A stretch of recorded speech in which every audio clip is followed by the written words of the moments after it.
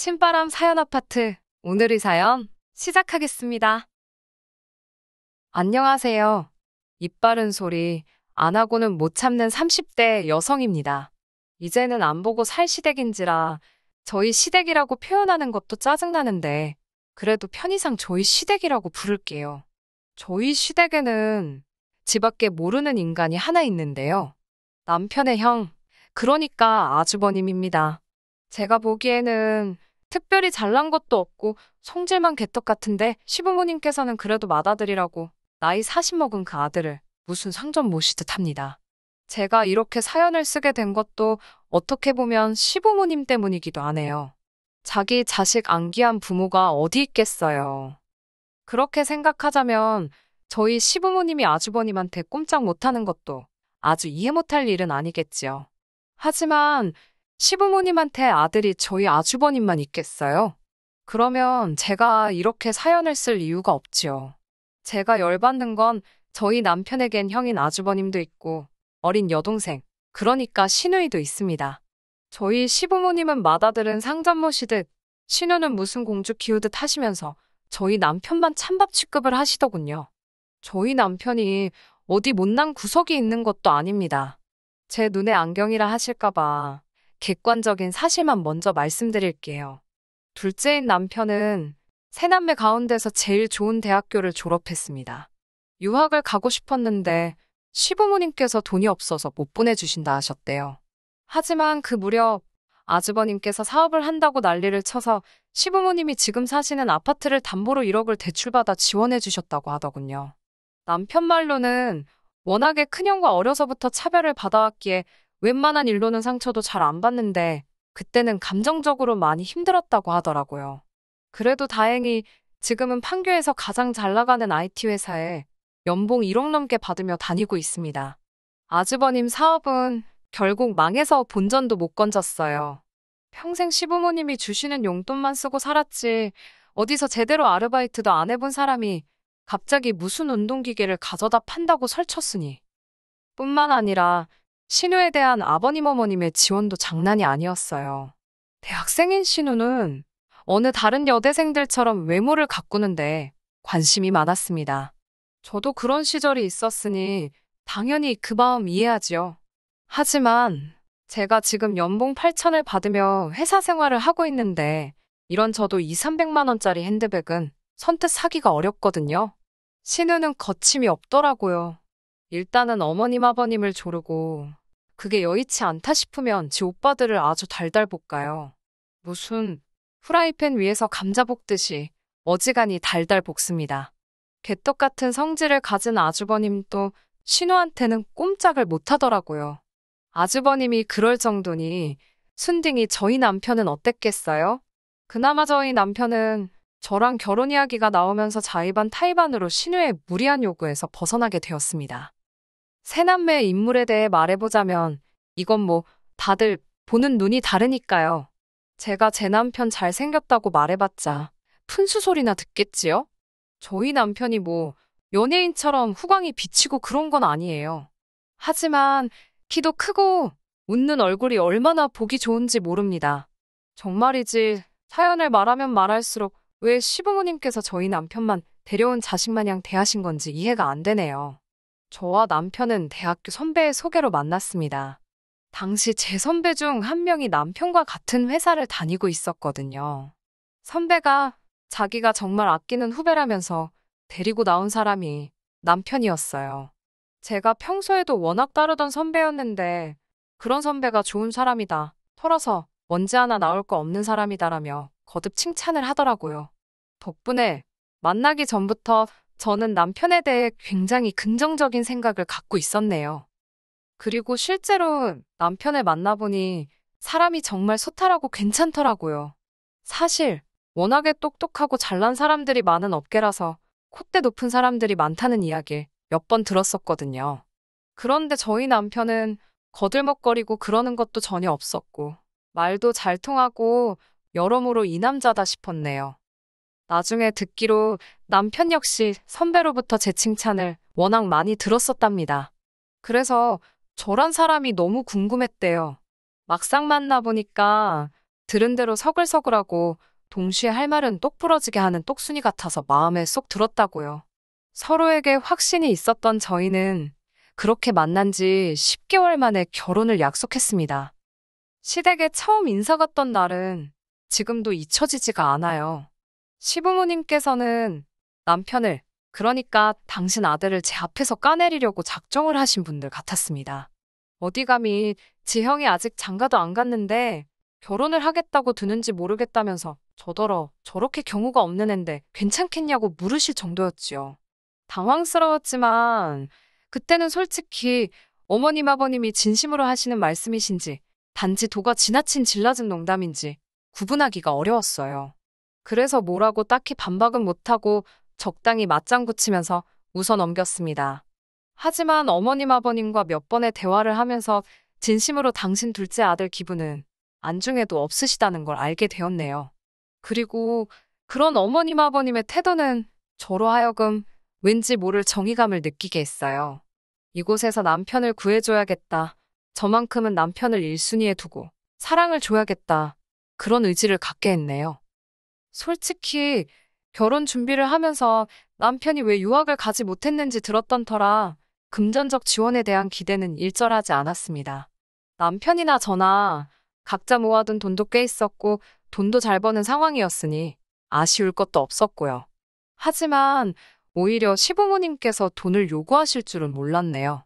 남편과 저를 앉혀놓고 말씀하시길 다른 집 자식들은 1억씩 벌어주고 간다는데 너희는 어떻게 할 거냐고 1억을 주고 갈 거냐 아니면 앞으로 달달이 생활비를 줄 거냐. 제가 황당해서 어느 집 자식들이 그러고 결혼을 하냐고 따져 물었습니다. 그런 자식들은 아마 부모가 집이라도 사주고 하다못해 그 앞으로 차라도 한 대 뽑아주시지 않았겠냐고 덧붙였어요. 그러자 어머님께선 남편더러 아주 대바라진 애를 데리고 왔다며 저랑 결혼하면 당신들 볼 생각은 하지 말라고 그러시더군요. 하지만 남편이 제 손을 딱 잡더니 이 결혼은 포기 못한다고 했습니다. 그때 어머님 아버님 표정은 뭐랄까 남편에 대한 괘씸함과 당혹스러움이 뒤섞여 있었달까요? 사실 저조차도 남편이 그렇게 말을 했을 땐 꽤나 놀랐으니까요. 남편의 그 태도에 저는 결혼에 대한 확신을 갖게 되었고 그렇게 저희는 부부의 연을 맺게 되었습니다. 웃긴 건 막상식을 올리고 나니까 보고 살지 말자더니 시부모님께선 또 아무 일도 없다는 듯 저희를 대하셨어요. 허풍이셨다는 걸 알고 나서는 굳이 어른들 자존심 건드려서 뭐 하겠나 싶어서 저도 적당히 며느리 도리를 해드렸고요. 살가운 고부관계는 아니었어도 그럭저럭 불편한 거 없이 지냈습니다. 하지만 진짜 문제는 바로 아주버님이셨습니다. 일단 뭐 제가 손아랫사람인 건 맞지만 그래도 저한테 말을 너무 편하게 하셨거든요. 결혼하고 얼마 되지 않았을 때입니다. 시댁에서 다 같이 모여 식사를 하는데 저더러 어이 나 물 좀 정확히 이렇게 이야기를 하더라고요. 처음엔 그래 재수씨라는 호칭이 어색해서 그런가 보다 싶었습니다. 그런데 그게 아니었지요. 어이 소리를 3번 듣고 나서야 이건 아니지 싶어서 아주버님께 저한테 재수씨라고 부르면 된다고 알려드렸습니다. 반말도 하지 마시라 했고요. 그러자 아주버님께서 나이도 한참 어린데 씨는 무슨 씨, 그리고 그럼 나더러 존대를 하라는 거냐고 눈을 부라리며 묻더라고요. 그 소리를 듣고는 어이가 없어서 바로 옆에 있던 신우에게 제가 야 가서 물 가져와 그랬습니다. 신우가 눈을 동그랗게 뜨고는 절 쳐다보길래 그래 너 말야 가서 물 떠오라고. 아주버님이 식사 시간에 저에게 했던 그대로 신우한테 해줬지요. 시부모님하고 아주버님의 반응은 정말 가관이었습니다. 특히 어머님께선 저더러 아주버님하고 저하고 서열이 같냐며 아주버님은 당신들 죽고 나면 이 식구들 중 최고 어른이나 마찬가지인데 반말 좀 할 수 있는 거라셨지요. 그러면서 저더러 돈만 잘 벌면 뭐하냐고 기본이 안 되어 있다나요. 이건 뭐 시댁 식구 전부 사고방식이 글러먹어서 제가 어디서부터 설명을 해줘야 할지 모르겠더라고요. 알려준들 들어먹을 것 같지도 않고 그래서 저는 눈에는 눈, 이에는 이라는 심정으로 아주버님이 저에게 호칭 제대로 불러주시고 존댓말 해주시면 저도 신우에게 똑같이 해주겠다 했습니다. 남편은 제가 그런 이야기를 하는 와중에 저를 말리는 척하면서 짐을 싸고 있었고요. 아주버님께서 이대로 가면 안 보고 살 줄 알라며 소리를 질렀고 남편은 그래도 어쩔 수 없지 않겠냐며 반문을 하던걸요? 현관문을 나서는데 어쨌든 제가 기세 좋게 할 말은 하고 나왔어도 가슴이 쿵쿵거리긴 하더라고요. 괜히 나 때문에 우리 남편이 더 미움 산 거 아닌가 그런 생각도 들고 그런데 남편이 저더러 잘했다며 미안하답니다. 제가 그런 이야기를 하기 전에 자기가 먼저 나섰어야 한다며 앞에서도 말씀드렸다시피 아주버님은요 시부모님이 하도 오냐오냐 키우셔서 그런지 무서운 게 없어요. 하지만 그건 어디까지나 그 집안에서 알아서 할 일이고 저는 그 꼬라지를 받아줄 생각이 전혀 없었습니다. 그리고 한 일주일쯤 지났을까요? 이번엔 웬일로 아버님께서 전화를 걸어 오셨습니다. 저더러 아주버님이 자존심이 세서 그러니까 저더러 먼저 아주버님이 사과할 수 있게 판을 좀 깔아보라셨어요. 덧붙이시기를 당신이 생각해도 이번엔 아주버님이 실수를 했다며 당신이 대신 사과하신다고요. 생각지도 못하게 아버님이 먼저 미안하다 하시니 며느리 입장에서도 무조건 싫다 안 된다고 버티기가 그렇더라고요. 한편으로는 그래 이 정도면 아주버님도 지가 실수했다는 생각은 하고 있겠지. 그런 믿음도 있었고요. 그래서 알겠다고 말씀드렸습니다. 아주버님께 그날은 아주버님도 저도 감정적이었던 것 같다고 중간에 다른 식구들이 얼마나 불편하겠냐며 얼굴 붉히는 일 없이 지냈으면 좋겠다고 문자 한 통을 넣었습니다. 그러자 아주버님께서 알면 됐다고 답장을 해왔어요. 답장을 확인하곤 기분이 쎄하더라고요. 이 인간이 말귀를 알아들은 건지 아닌지 그래도 또 그걸 따지고 들 수는 없었으니 그대로 유야무야 지나가게 되었습니다. 하지만 사람이 진짜 하나를 보면 열을 안다고 하더니 그 말이 딱이더라고요. 시댁 식구들은 사고방식도 아주 글러 있었지요. 솔직히 저는 어느 정도 거리만 두고 살면 앞으로 서로 얼굴 붉힐 일은 없을 거라 생각했습니다. 그러나 이후로 시댁 식구들은 저에게 말하는 것만 조심했을 뿐 뒤로 남편을 괴롭히고 있었더군요. 저 몰래 그렇게 남편한테 돈 좀 보내라고 쪼아댔던 거지요. 착해 빠진. 솔직히 제 남편이라 착하다고 표현했지만 저도 답답하더라고요. 그래요. 답답한 남편은 어떻게든 저한테 이야기하지 않고 돈을 좀 줘보려고 했답니다. 그러면 저한테 좀 잘해줄까 싶은 생각도 있었다대요. 그런데 저희 집은 돈 관리를 전적으로 제가 하거든요. 그러니 남편의 마음이 어떻건 간에 저를 통하지 않으면 돈을 빼갈 방법이 없죠. 또한 저희가 결혼하면서 양가 부모님들로부터 도움을 안 받았기 때문에 대출을 꽤 받았거든요. 그래서 시부모님과 친정부모님께 당분간은 명절과 특별한 날 50만 원씩 챙겨드리는 걸 제외하고는 경제적으로 도와드릴 수 없다고 진작에 말씀을 드렸었고요. 그런데 저 몰래 자꾸 남편에게 돈을 달라고 하셨다는 게 솔직히 짜증도 나고 부담스러웠습니다. 그런 요구를 하는 게 시부모님뿐만 아니라 아주버님과 신우도 있었다는 건 충격적이기까지 했고요. 한 번은 신우가 저더러 제가 지금 내 사람치를 가로챘다고 그러던데 그 말뜻을 이해하고 나서야 바보 같은 남편이 얼마나 당하고 산 건지 가늠이 돼서 정말 화가 치솟더라니까요. 이후로는 진짜 돈 관리를 더 철저히 했습니다.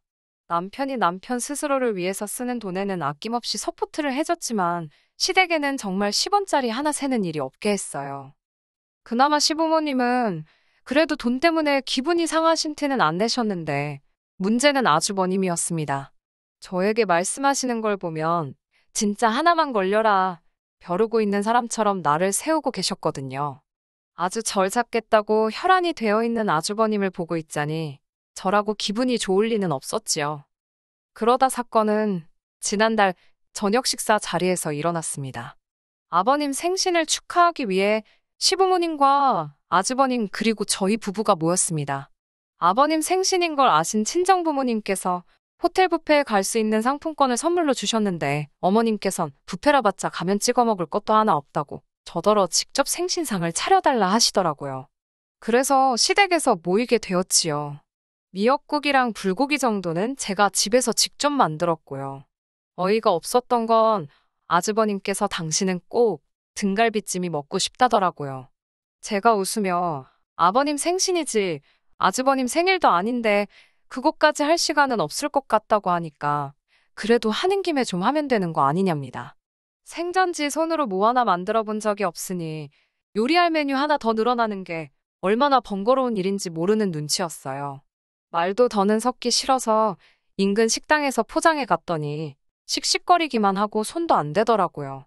안 먹으면 본인만 손해 아니겠어요? 저랑 남편이랑 열심히 먹었지요. 아무튼 그렇게 식사를 마친 뒤 아버님 생신 선물로 현금 50만 원을 드렸습니다. 아주버님께선 저희가 아버님께 돈 봉투 드리는 걸 보면서도 뭐 하나 꺼낼 생각을 안 하더라고요. 코딱지만한 거라도 본인이 하면 생색을 내지 못해 안달인 인간이 저희 몰래 아버님 생신을 챙겼을 리도 없고 제가 아주버님께 무슨 선물 하신 거냐고 면전에 대고 물었습니다. 그러자 저희를 어이없다는 듯 재려보기만 할 뿐 별말 못하던걸요? 그렇게 시간이 흘러 어느덧 시계를 보니 10시더라고요. 시댁에서 저희 집까지는 빨라도 1시간이 걸렸고 바로 다음 날은 저희 친정어머니 생신이셨습니다. 생신 축하 겸 해서 친정부모님과 저희 부부가 같이 서울 근교로 1박 2일 여행을 가기로 되어 있었고요. 참고로 저희 친정부모님이 여행 경비 전액을 부담하시는 여행이었습니다. 저는 남편에게 이제 슬슬 가자고 신호를 보냈어요. 가서 빨리 짐도 싸야 했고 여러 가지로 마음이 바빴거든요. 그런데 그때 신우가 아주버님께 전화를 걸어온 모양이었습니다. 대학교 동아리 활동을 열심히 하던 신우는 아버님 생신과 동아리 설립 5주년 기념식 사이에서 고민을 하더니 아버님 생신은 매년 돌아오지 않냐며 동아리 기념식에 참석한 상황이었거든요. 시댁 식구들 그 누구도 뭐라 하는 사람이 없었으니 제가 보기엔 이해가 안 되었어도 뭐라고 한마디 하기도 그렇더라고요. 그저 속으로 여러 가지 의미로 신우도 대단하다고 생각만 했네요. 신우의 목소리가 어찌나 큰지 전화기 너머로 다 들리는 상황이었는데 목소리가 잔뜩 취해 있었습니다. 신우는 저희 남편도 지금 와 있는 거냐며 둘째 오빠 보고 싶다고 애교를 부려댔어요. 하지만 저희는 빨리 일어나야 했기에 대충 그러냐 대꾸만 하고 시댁을 떠나려는 참이었지요. 그런데 신우가 자기가 오늘 둘째 오빠를 만나야 할 필이 딱 왔다면서 저희더러 어디 가지 말고 자기를 기다리랍니다. 그러고는 전화가 끊어졌어요. 저는 술 취한 신우의 어설픈 앙탈 정도로 생각하고 집에 가려고 했습니다. 그런데 어머님께서 저희더러 이렇게 된 거 신우를 기다렸다가 보고 자고 가라셨어요. 그러면서 너는 신우가 지 오빠 보고 싶어 죽겠다는데 왜 둘 사이를 갈라놓으려고 하냐입니다. 저는 어머님께 아시다시피 내일 친정어머니 생신이라서 집에 가서 정리를 해야 할 것 같다고 다시 한번 설명을 드렸고요. 그러자 아주버님께서 저더러 아주 보자 하니까 제가 시댁 식구들 알기를 발톱의 때만도 못하게 보는 것 같답니다. 그러면서 저더러 싸가지 없는 X라고 하시더군요. 제가 어이가 없어서 지금 뭐라고 하셨냐니까 싸가지 없는 X라며 젊은 게 아주 지 고집대로 하려고 든다고. 어이가 없어서 진짜 지뚱굴인지 모른다더니 누구더러 헛소리를 짓거리나 싶던걸요? 제가 지금 당장 사과하라고 그렇지 않으면 가만히 있지 않을 거라고 했습니다. 하지만 아주버님은 끝까지 내가 너한테 윗사람인데 아랫사람이 싸가지가 없으면 한마디 할 수도 있고 필요하면 때릴 수도 있답니다. 사랑에 매라나요? 제가 진짜 그 말 듣고 눈이 돌아갈 뻔했습니다. 그런데 그때 순식간에 상상도 못한 일이 벌어졌어요. 저희 남편이 아주버님 얼굴에 냅다 주먹을 날렸거든요. 누구 하나 말릴 새도 없었습니다. 쓰러진 아주버님은 자기 턱인지 볼인지를 부여잡고 어처구니가 없다는 표정으로 남편을 째려보았고 시부모님께선 냅다 저희 남편한테 제정신이냐고 네가 뭔데 형한테 그러냐고 악을 쓰시더군요. 그러자 남편이 일어나려고 하는 아주버님을 한 대 더 쳤습니다. 그리고는 그래도 한 핏줄이라서 사람 대접해주고 살았더니 정신도 못 차리고 못같이 산다면서 그리고는 남편이 저에게 가자고 하더라고요. 상종 못할 사람들이라면서요. 그렇게 집으로 돌아와 속에서 불거져 나오 분노를 억누르고 있었습니다. 하지만 남편은 무슨 일인지 콧노래를 부르고 후련한 얼굴이더라고요. 그리고 이튿날 저희는 예정대로 친정부모님과 여행을 떠났네요. 어머님께서 전화를 걸어오셔서는 저더러 마음에 안 들어 죽겠다고 저 때문에 형제들 의상하고 그래서 저도 어머님께 그럼 어머님 입맛에 맞는 며느리 구해서 천년만년 사시라 받아쳤어요. 결국 그 일로 인해 저희는 시댁과 연을 완전히 끊게 되었습니다. 남편은 그 어느 때보다 이렇게 홀가분한 적은 없었다며 너무 행복하다고 하더라고요. 남편이 행복해하는 모습을 보니 저도 행복하네요. 이후로 저희는 지금까지 시댁과 상관없이 아주 잘 지내고 있습니다. 하지만 들리는 이야기로는 요즘에는 어머님과 아주버님의 관계도 예전 같지는 않은 눈치랍니다. 걸핏하면 어머님께서 마음먹은 아들 뒤치다꺼리하는 여편네는 당신밖에 없다며 팔자가 이게 뭐냐고 하소연을 하시는 모양이더라고요. 아주버님 입장에서는 그런 어머니께 서운해서 난리고요. 아무려면 어떤가요? 저는 이제 그 집과는 아무 상관도 없는데요, 뭐. 누군가 저더러 그래도 며느린데 시부모님과 남편 사이에서 중재라도 해봐야 하는 거 아니냐고 하던데 전 그럴 생각이 전혀 없습니다. 아쉬운 사람이 먼저 손 내미는 게 맞잖아요. 필요한 사람들끼리 알아서 풀도록 내버려 둘랍니다. 끝까지 들어주셔서 감사합니다. 오늘의 사연은 여기까지입니다. 구독과 좋아요, 알람 설정 부탁드리고 더 좋은 사연으로 다시 찾아뵙겠습니다. 감사합니다.